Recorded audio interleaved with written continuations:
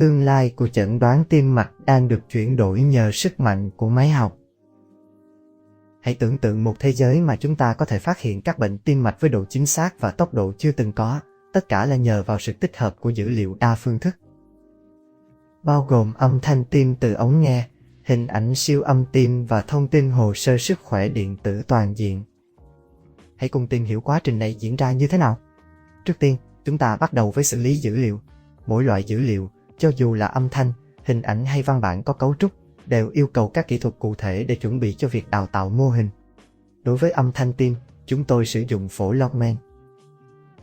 Phương pháp này chuyển đổi âm thanh thành biểu diễn tần số 2 chiều theo thời gian, cho phép chúng tôi làm nổi bật các mẫu chính có thể bị bỏ sót trong dàn sóng thô.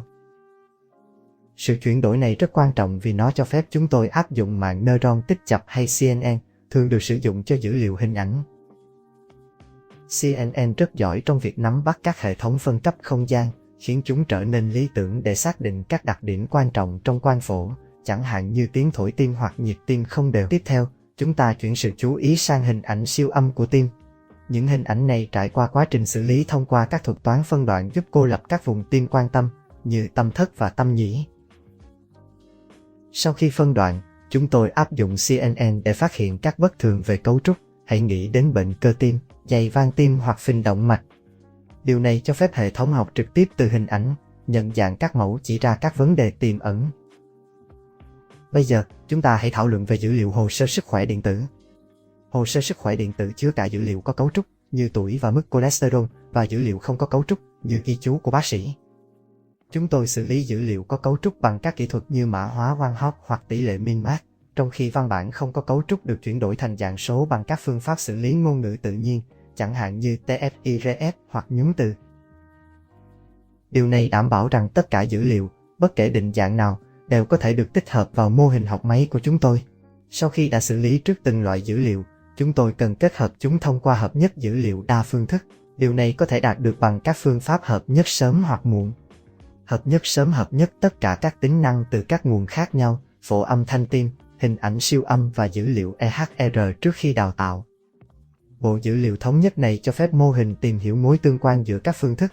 Điều này rất cần thiết để phát hiện các tình trạng tim mạch phức tạp. Mặt khác, hợp nhất muộn liên quan đến việc đào tạo các mô hình riêng biệt cho từng loại dữ liệu và sau đó kết hợp các dự đoán của chúng. Cả hai phương pháp đều mạnh mẽ trong việc tích hợp dữ liệu đa phương thức để phát hiện bệnh tim mạch. Khi nói đến các thuật toán học máy, CNN đóng vai trò trung tâm trong việc phân tích âm thanh tim và hình ảnh siêu âm. Đối với âm thanh tim, CNN được đào tạo trên phổ Logman có thể phát hiện ra các mẫu tinh tế trong nhịp tim. Đối với hình ảnh siêu âm, chúng nhận dạng các đặc điểm trực quan như độ dày thành và kích thước buồng tim. Dữ liệu EHR yêu cầu một cách tiếp cận khác, các mô hình như máy tăng cường độ dốc hoặc rừng ngẫu nhiên hoạt động tốt đối với dữ liệu dạng bản, trong khi mạng neuron hồi quy hoặc các mô hình dựa trên bộ biến đổi như BRT được sử dụng để xử lý dữ liệu văn bản từ hồ sơ bệnh nhân. Đào tạo mô hình là nơi học chuyển giao trở nên vô cùng có giá trị, đặc biệt là khi dữ liệu bị hạn chế. Các mô hình được đào tạo trước, chẳng hạn như CNN được đào tạo trên các tập dữ liệu hình ảnh y tế mở rộng, có thể được tinh chỉnh cho các tác vụ tim mạch cụ thể. Điều này không chỉ giảm thời gian đào tạo mà còn nâng cao hiệu suất của mô hình trên các tập dữ liệu chuyên biệt, nhỏ hơn. Đánh giá mô hình là một bước quan trọng trong quy trình làm việc này. Chúng tôi sử dụng các số liệu như AUC/ROC, độ chính xác, và điểm F để đánh giá độ chính xác và khả năng khái quát hóa trên các nhóm bệnh nhân khác nhau.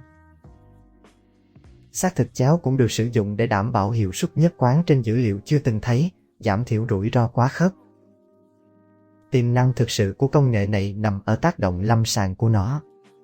Các mô hình học máy được đào tạo trên dữ liệu đa phương thức cung cấp cho bác sĩ hỗ trợ chẩn đoán chưa từng có.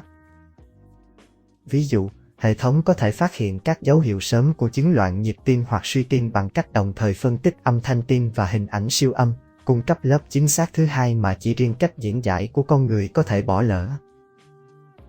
Hơn nữa, dữ liệu EHR cho phép chẩn đoán cá nhân hóa, xem xét toàn bộ bệnh sử của bệnh nhân cùng với hình ảnh thời gian thực và phân tích âm thanh. Việc tích hợp máy học đa phương thức này thể hiện bước tiến đáng kể trong chẩn đoán tim mạch. Nó làm giảm lỗi chẩn đoán, đẩy nhanh quá trình phát hiện và quan trọng nhất là cải thiện kết quả cho bệnh nhân. bằng cách kết hợp các luồng dữ liệu từ âm thanh tim, hình ảnh siêu âm và dữ liệu EHR. Máy học có thể cung cấp thông tin chi tiết hữu ích giúp nâng cao chất lượng chăm sóc, mở ra kỷ nguyên mới của y học chính xác.